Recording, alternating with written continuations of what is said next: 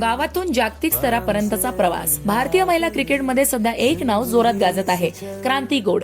काल झालेल्या आयसीसी सामन्यात तिने अप्रतिम गोलंदाजी करत मॅन ऑफ द मॅच पुरस्कार आपल्या नावावर कोरला. पण या यशामागे तिचा किती मोठा संघर्ष दडलाय हे जाणून घेऊया. क्रांती गौड हिचा जन्म 11 ऑगस्ट 2003 रोजी मध्य प्रदेशातील छत्तरपूर जिल्ह्यातील गुहारा गावात झाला. गरीब कुटुंबात जन्मलेल्या क्रांतीच्या वडिलांचं नाव मुन्ना सिंह असून ते पूर्वी पोलीस खात्यात कार्यरत होते. मात्र नोकरी गमावल्यानंतर संपूर्ण कुटुंबावर आर्थिक संकट कोसळलं. 6 भावंडांपैकी ती सर्वात धाकटी. लहानपणी घरात क्रिकेटचा कुठलाच संपर्क नव्हता, पण गावातील मुलं खेळताना ती टेनिस बॉलने क्रिकेट खेळू लागली.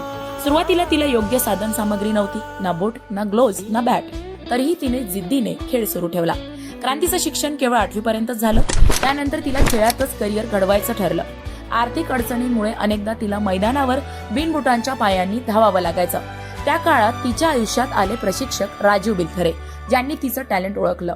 त्यांनी केवळ तिचं प्रशिक्षण मोफत दिलं नाही, तर तिला क्रिकेटसाठी लागणारी उपकरणंही पुरवली. काही काळ ती प्रशिक्षकाच्या घरात राहून प्रशिक्षण घेत होती. हा काळ तिच्या आयुष्यातील सर्वात कठीण व निर्णायक टप्पा ठरला.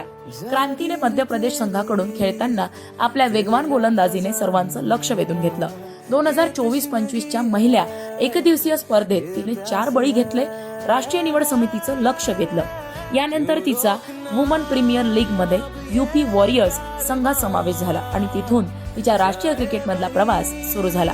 2025 मध्ये तिने श्रीलंका विरुद्ध एकदिवसीय सामन्यात पदार्पण केलं आणि लवकरच इंग्लंड विरुद्धच्या मालिकेत 6 बळी घेत ऐतिहासिक कामगिरी केली. तिच्या या कामगिरीनंतर संपूर्ण देशभर तिच्या नावाचा गजर झाला. अजिंक्य भारत न्यूज सुद्धा क्रांतीच्या जिद्दीला सलाम करतं.